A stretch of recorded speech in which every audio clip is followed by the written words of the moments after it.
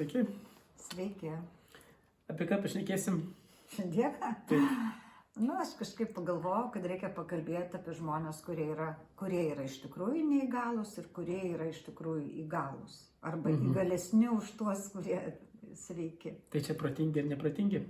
Ne, čia yra, aš turiu galvoje, kad mano nuomonė, kad žmogus, kuris turi fizinę negalią, o yra protu stiprus arba protas normaliai funkcionuoja, tai jis nėra neįgalus. Tiesiog dievulis taip sutvarkė, kad iš jo atimtos tik tam tikros kūno galios, jėgos, energija, bet jeigu tu turi labai didelį protą, tu gali irgi labai gerai save realizuoti visuomeniai, turėtum realizuoti save. Gal pavyzdžių turi? Matai kaip yra, pirmiausia, aš negaliu, žinai, be sąmokslo teorijų ir be tų visokių moralų. Tai aš manau, pirmiausia, kad mūsų visuomenės nusikaltimas yra, aišku, čia valdžios nusikaltimai yra, toks trendas matyti yra visam pasaulyje, kad žmonės, kurie turi fizinę negalę, jie yra nevystomi ir nelavinami. Ir tik vienas kitas, jeigu iš turtingos šeimos, gali savo tai leisti. Pavyzdžiui, kaip Hafkinsas, taip jisai, tik tai tiek, kad, aišku, Hafkinsas buvo mokslininkas ir tada susirgo ir tapo neįgaliu. Bet čia turbūt tokių mažai yra žmonių. Tai taip, nes čia yra vienetai, nes jis paskui sugebėjo valdyti kompiuterį akimis. Bet aš noriu pasakyti, kad jeigu žmogus turi fizinę negalę, reiškia, jo dvasinės savybės yra labiau išvystytos negu kitų žmonių. Ir toks žmogus galėtų savo protą labai lavinti ir labai daug nuveikti žmonijos labui. Galėtų nuveikti. Taip, jeigu būtų valstybės suteikinėtų tokiem žmonėm didelės galimybės, nes matėm pagal Hafkinsą, kad netgi žmogus, kuris buvo daržovė fizinė prasme, kūno prasme, jisai buvo mąstymo mašina ir nuveikė labai daug, valdydamas kompiuteriu tik žvilgsniu. Bet aš manau, kad resursus galima ir kitaip panaudoti. Yra sveikų žmonių, kurie irgi nori prasiveršti ir jiems reikalinga irgi žalia gatvė. Bet matai, kaip yra, aš ir noriu pasakyti, kad jeigu iš mūsų apriboja likimas, dievai, nežinau, laikas, mūsų fizinės galias, tai tokiu būdu mūsų dvasinės galios, protinės stiprėja. Pavyzdžiui, kaip kurčias žmogus turi nepaprastai stiprias juslės, taip ir akis. Jeigu žmogus aklas, jis turi nepaprastai stiprią klausą ir jautrumą išvystytą, taip? Jeigu, pavyzdžiui, žmogus yra neįgalus, neįgalus fizinė prasme, nes aš iš vis žmogaus, kuris turi fizinę apribojimą, neskaitau neįgaliu. Reiškia, jis gali sėdėti, rašyti mokslinius darbus, labai daug studijuoti. Mesgi matom žmonės, pavyzdžiui, be rankų, be kojų, kiek pasiekia. Tai yra jie neįgalus ar įgalus, tai jie įgalesni negu tie, kurie sveiki ir jauni, ar ne? Bet čia turbūt yra tų artimųjų problemos daugiau. Ne, aš manau, tai valstybinė, vyriausybinė politika turi būti, nes artimas, jeigu yra paprastas žmogus, jis negali nupirkti tokio kompiuterio žmogui, sutvarkyti aparatūros. Pavyzdžiui, žmogus jau sėdė kaip Hapkinsas. Aš supratau, bet čia reikėtų finansinių ir lėšų reikia. Bet čia turbūt reikia daugiau valstybinio įsikišimo. Tai taip. Tarpsena, kai finansai panaudojami. Taip, nes jeigu valstybė yra trukia bėdna. Palauk, ne visai taip, nes, pavyzdžiui, Spartos laikus paėmus, tai silpnus vaikus žudydavo. Taip, silpnus žmonės. Čia viena iš teorijų. Palauk, bet mes imam tą, kurią mums dėstė mokyklai. Taip? Mes čia dabar jau nekalbam kitaip, čia bazinės tos žinios, kurias gavom kažkada jaunystėje. Tai žudė vaikus, mesdavo nuo olos ir taip toliau, taip naujagimius, nes jie galvoja, kad jeigu visuomenė bus labai fiziškai stipri, tai tada bus labai išsivyščius ir ten bus viskas tobula. Tuo laikotarpiu viskas labai tiko.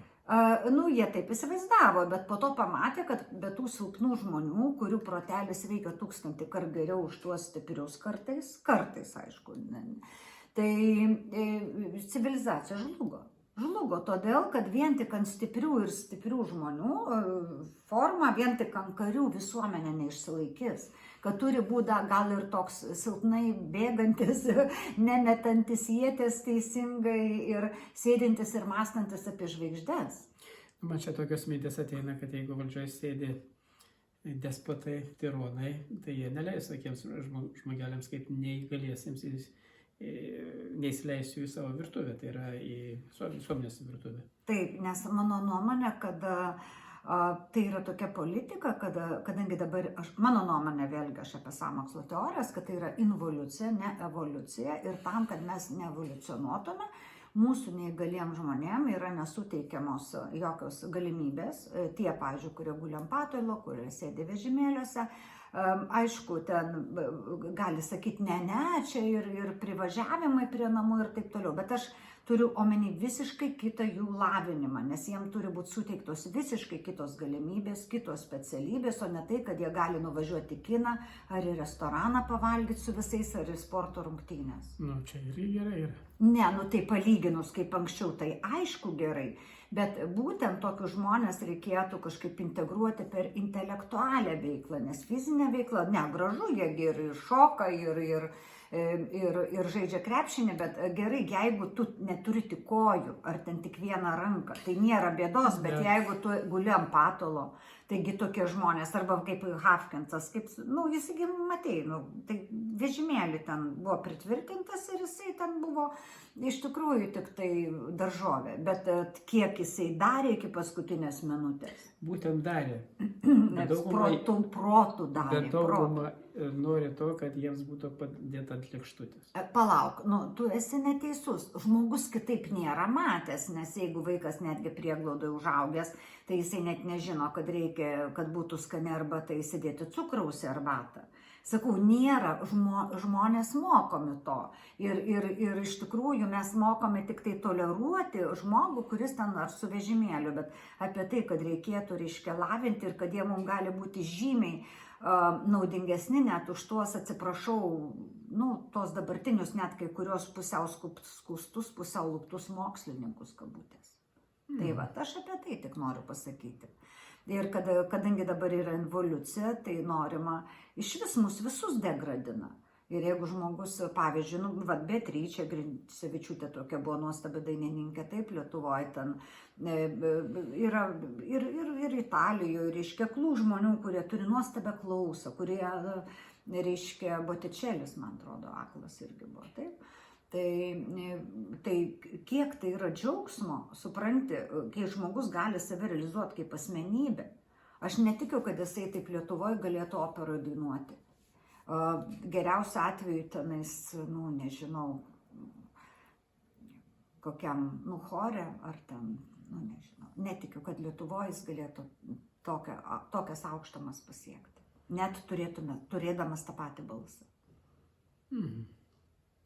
Nu, šaunu, išgirsti jūsų nuomonę.